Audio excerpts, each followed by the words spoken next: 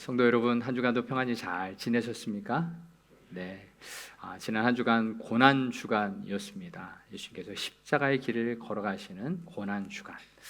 그리고 오늘은 부활 주일입니다.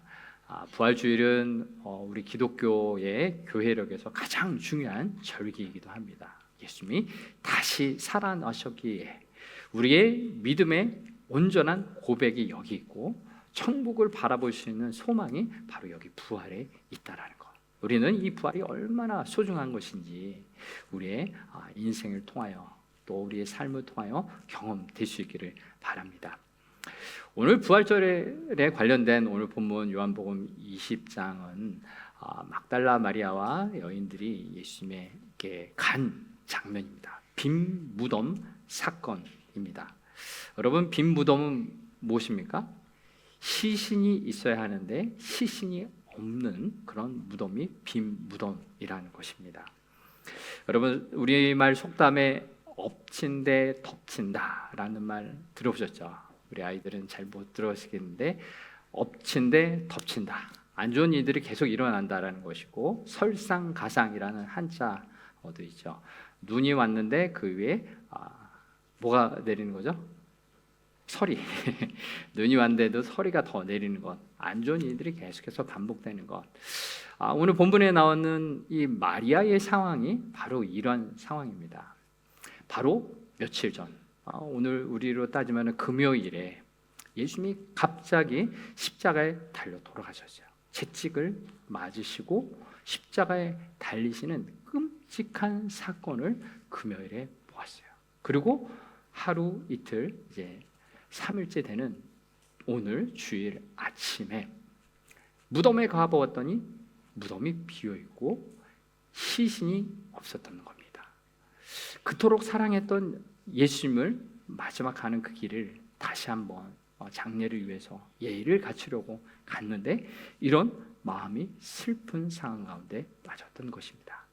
그런데 오늘 부활하신 예수님은 이런 슬픔을 당한 마리아와 이 제자들을 어떻게 만나시는지, 그리고 어떻게 새로운 소망과 새로운 인생을 갖게 만드시는지 오늘 말씀을 통해 한번 살펴보려고 합니다. 첫 번째 함께 들어볼 장면은 상실이라는 것입니다. 상실, 한자로서 조금 어려울 수 있는데 우리 아이들 잃어버렸다는 거죠. 어떤 큰 충격을 받고 슬픔을 당하고 우리 마음이 무너지는 상황, 이 상실이라는 표현이 있는데, 살아계신 예수님을 곁에 두고 왜 울고 있습니까? 라는 질문입니다. 앞서서 말씀드렸다시피 제자들은 예수님이 갑자기 십자가에 달려 돌아가시는 끔찍한 사건을 경험했어요. 우리 청년들 금요일에 모여서 패션 오브 크라이스트 보고 기도회도 했다고 들었는데, 너무나도 끔찍한 잔혹한 그런 일들이 예수님에게 닥쳤고 제자들은 이 모든 것을 두 눈으로 보았습니다. 너무나도 무서웠고 두려웠고 슬픔에 잠겼습니다.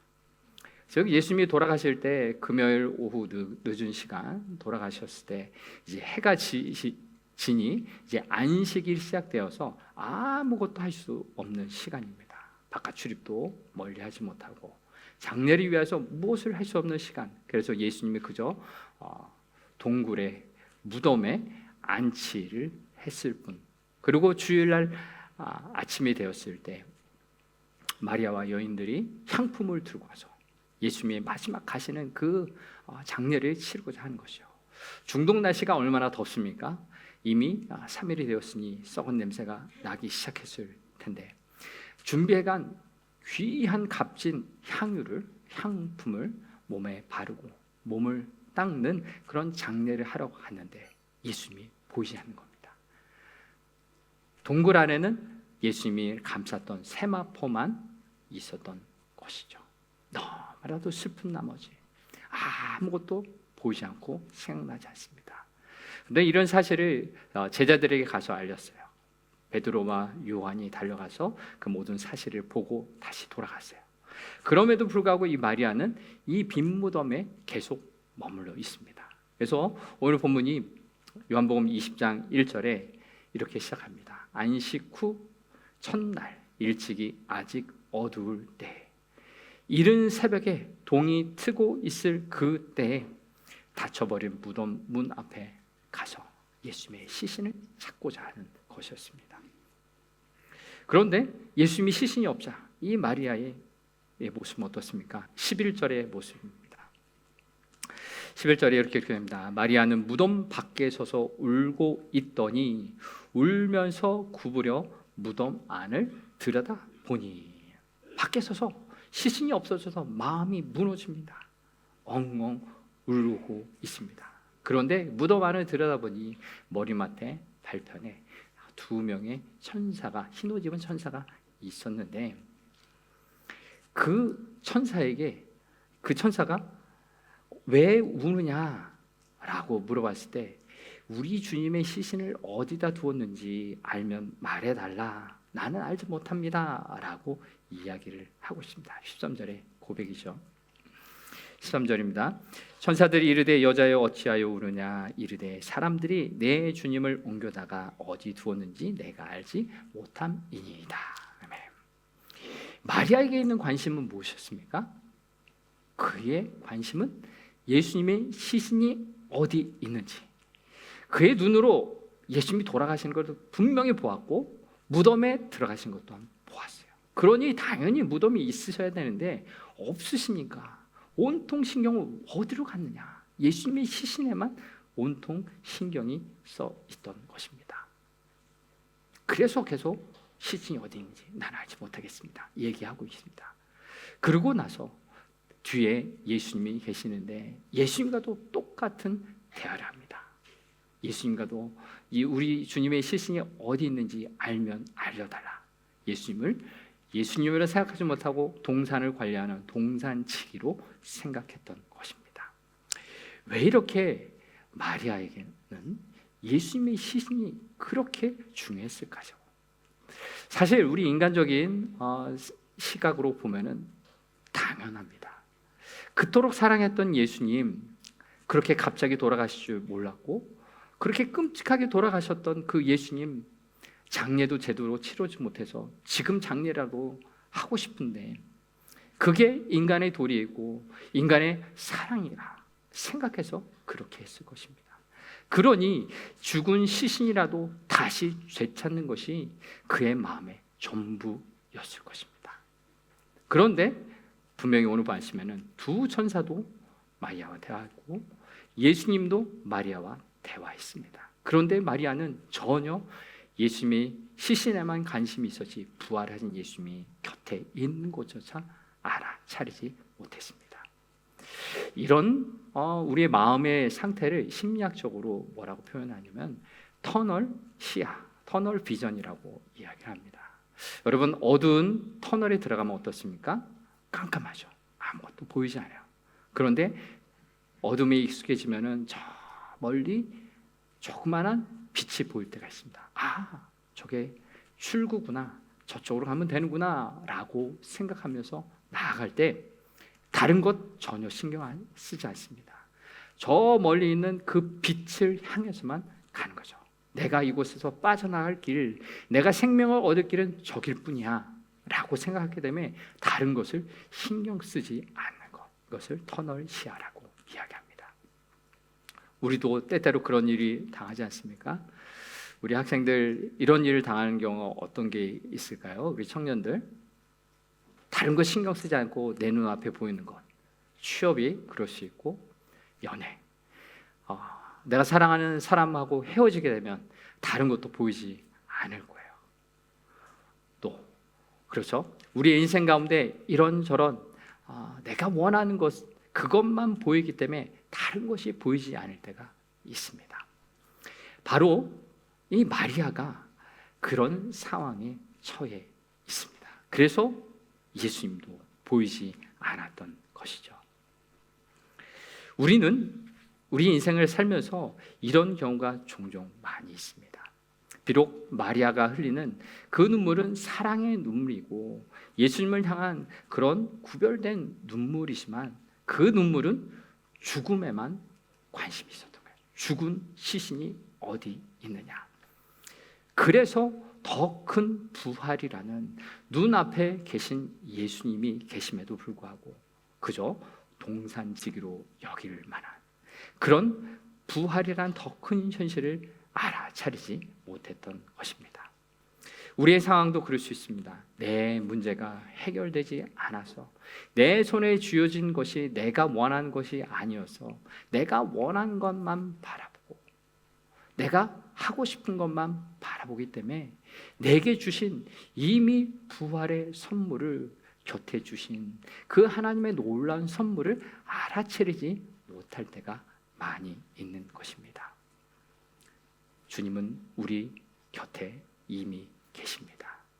죽음의 증거도 명확하지만 부활의 증거도 너무나도 확실합니다. 예수님이 부활하셔서 우리 곁에서 이미 계시고 계시다는 것을 우리도 믿음의 눈으로 바라보고 경험하는 우리의 삶이 되길 바랍니다. 두 번째 장면은 예수님과의 만남의 장면입니다. 예수님이 내 이름을 부르실 때 우리에게 어떤 변화가 생길까요? 마리아는 여전히 계속 울고 있는 상황입니다. 오늘 보면 15절에 예수님과 대화하는 장면이 이렇게 나옵니다. 같이 한번 읽어보겠습니다. 예수께서 이르시되 여자여 어찌하여 울며 누구를 찾느냐 하시니 마리아는 그가 동산지기인 줄 알고 이르되 주여 당신이 옮겼거든 어디 두었는지 내게 이루소서 그리하면 내가 가져가리이다. 아멘. 자기에게 말씀하시는 분에 향해서 눈을 돌렸습니다. 부활하신 예수님이세요. 영광스러운 몸이셨을 것입니다. 그런데 그를 보고 동산지기인 줄 알고 주님의 시신을 당신이 옮겼습니까? 라고 물어볼 뻔입니다. 여전히 나의 관심사는 죽은 돌아가신 예수님의 시신뿐입니다. 모든 논리도 모든 이성도 필요 없습니다. 그런데 이런 슬픔에 빠져 터널시아에 갇혀 있는 마리아를 향해서 예수님이 그 슬픔의 벽을 깨트리는 한마디가 있었습니다. 그것은 무엇이었을까요? 마리아야, 그의 이름을 부르신 것이었습니다. 16절의 말씀입니다. 같이 읽어보겠습니다.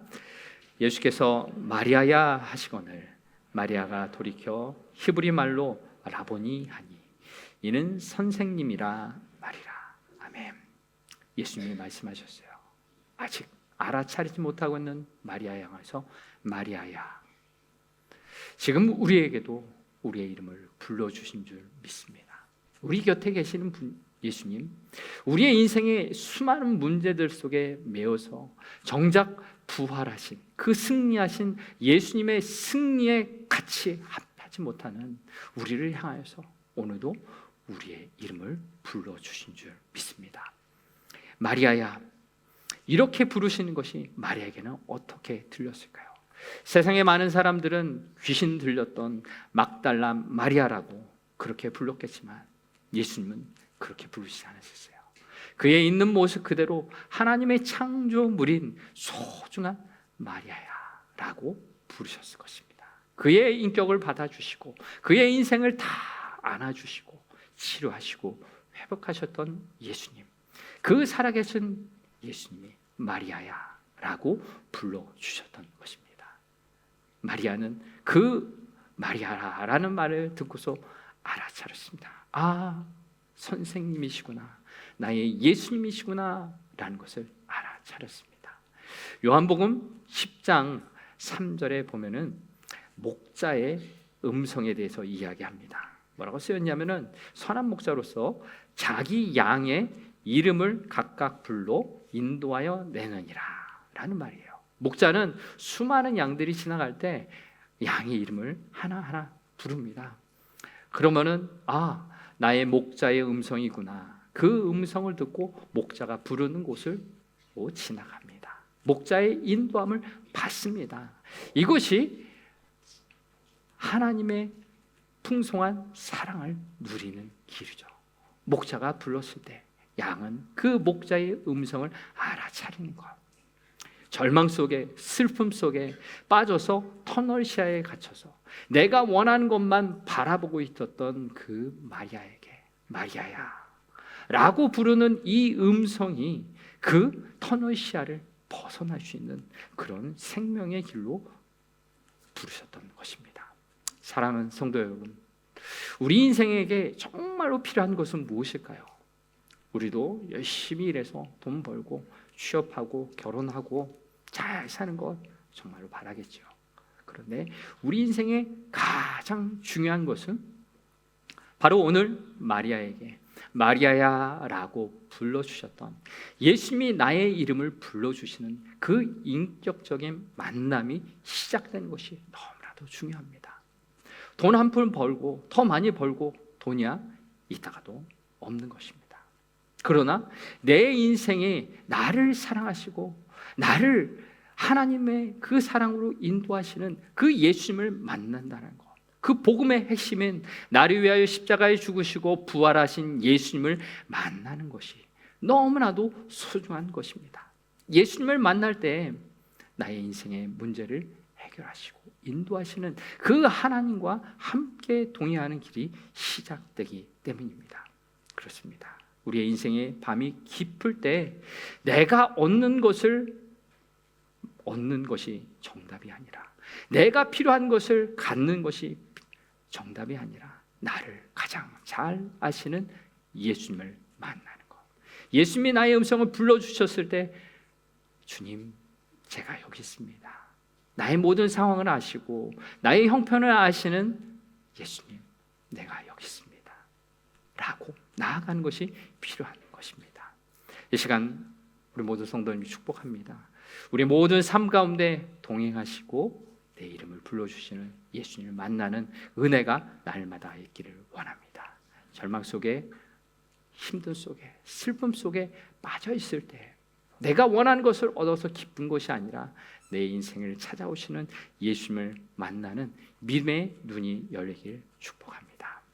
이것이 바로 부활하신 예수님이 내 이름을 부르실 때 내 마음 가운데, 나의 삶 가운데 그렇게 필요한 그런 변화입니다. 마리아는 조금 전까지 예수님을 동산지기로만 여겼지만 예수님을 이제 알아보고 나의 선생님이라고 부릅니다. 여전히 새벽이고 여전히 세상 사람들은 예수 믿는 사람을 죽이려고 하고 핍박하려고 하는 그 시간이 계속되고 있습니다. 그러나 예수님이 여기 살아 계시기에, 그 사랑하는 예수님이 나의 이름을 불러주시기에, 나와 함께 하신다 약속하시기에 내 마음을 짓누르고 있던 두려움과 공포는 다 사라지게 되는 것입니다. 바로 예수님이 부활하셔서 가장 먼저 하셨던 것, 두려움과 절망 가운데 살아가는 한 여인을 만나서 소망을 주신 것입니다. 그 여인의 이름을 불러주시며 내가 너를 안다, 너의 눈물을 안다. 그러나 나는 이 죽음의 권세를 이기고 다시 살아난다. 내가 너와 함께 한다.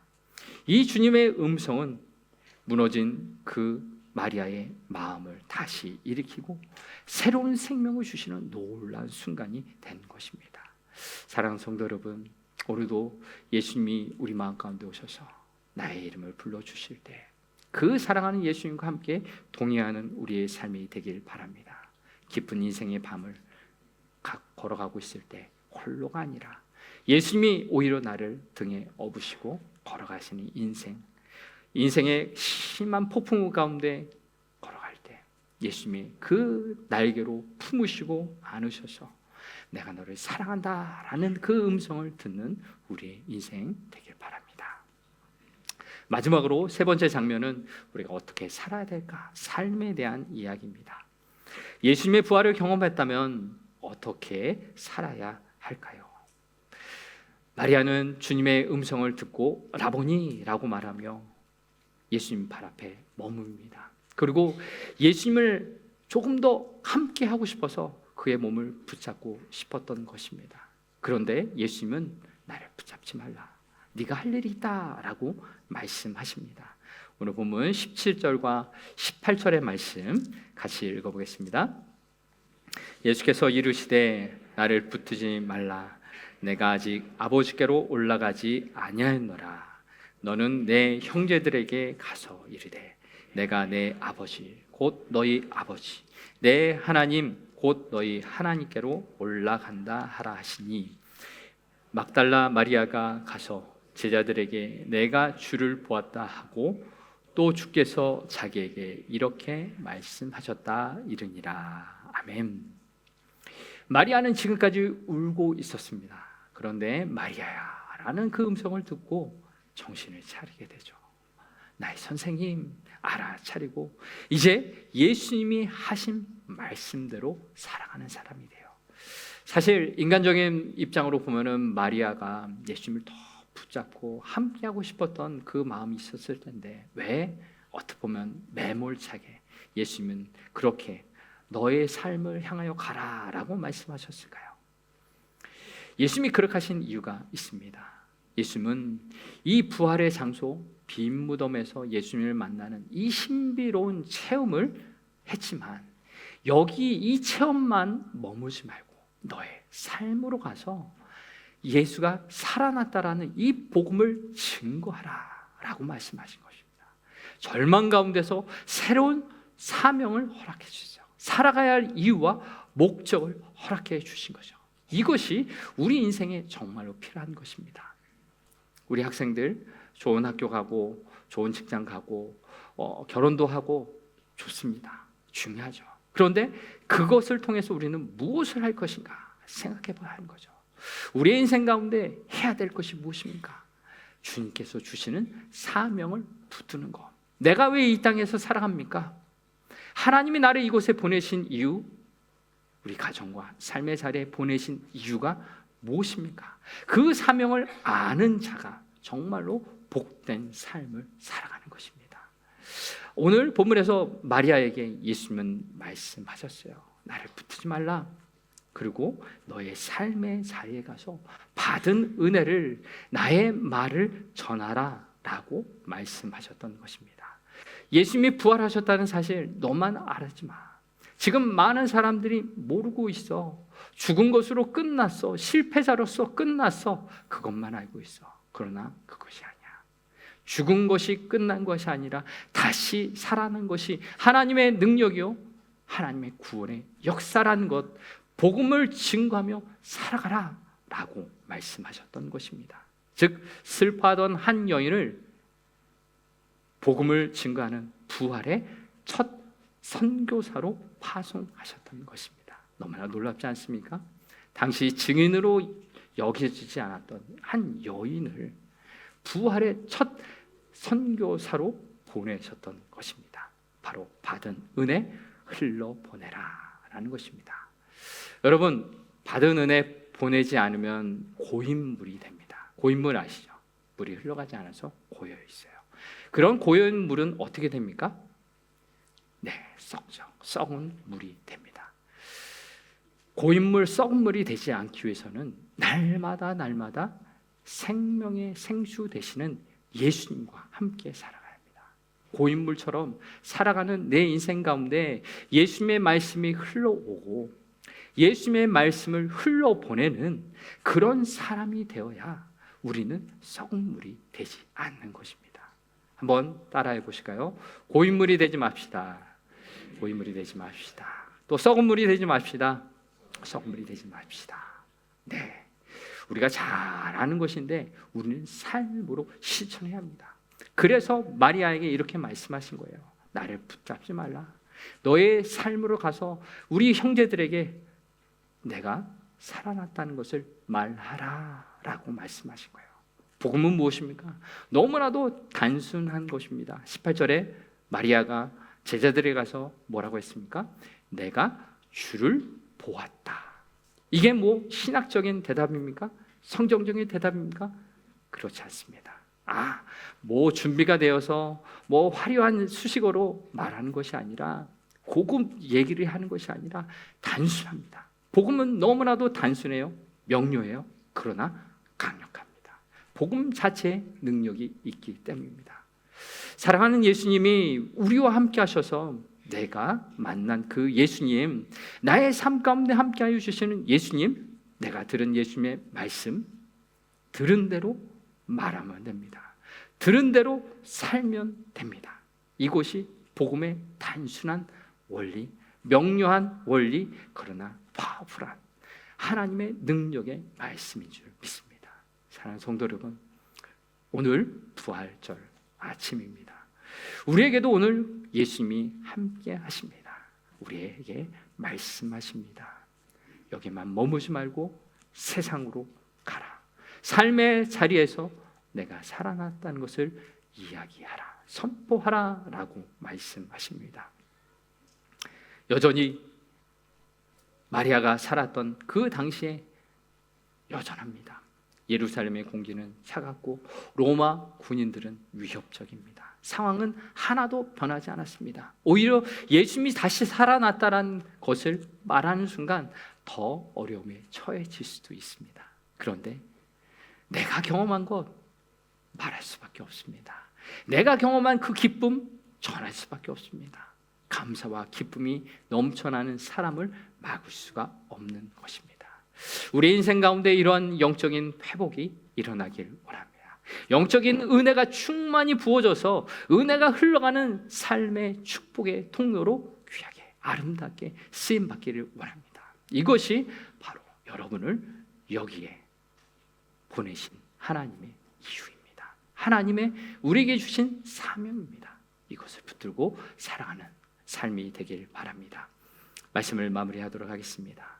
오늘 우리는 빈 무덤가에 마리아와 함께 같이 있었습니다. 무덤은 비어있고 주님은 여기 계시지 않고 살아났다라는 말씀이 들려옵니다.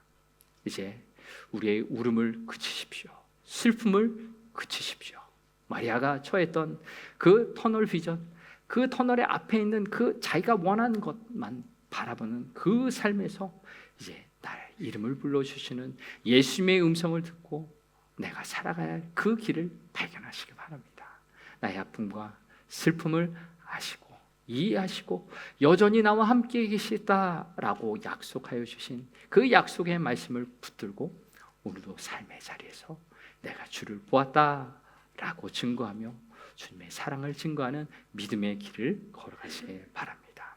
주님이 오실 때, 주님이 우리와 함께 하실 때 누리는 그 기쁨, 감사, 우리 부활의 소망 되시는 하나님을 찬양하는 우리 모든 인생 되기에 주의 이름으로 축복합니다.